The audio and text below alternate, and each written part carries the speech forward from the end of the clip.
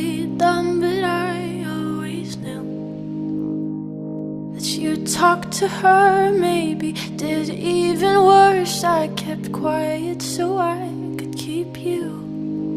And ain't it funny how you ran to her the second that we called it quits? And ain't it funny how you said you were friends, now it sure as hell don't look like it. You betrayed me, and I know that you'll never feel sorry for the way I hurt. Yeah, you talked to her when we were together, loved you at your worst, but that didn't matter. It took you 2 weeks to go off and date her. Guess you didn't cheat, but you're still a traitor.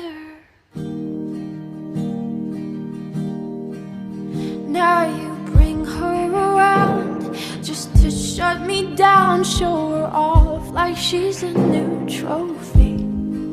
And I know if you were true, there's no damn way that you could fall in love with somebody that quickly. Ain't it funny?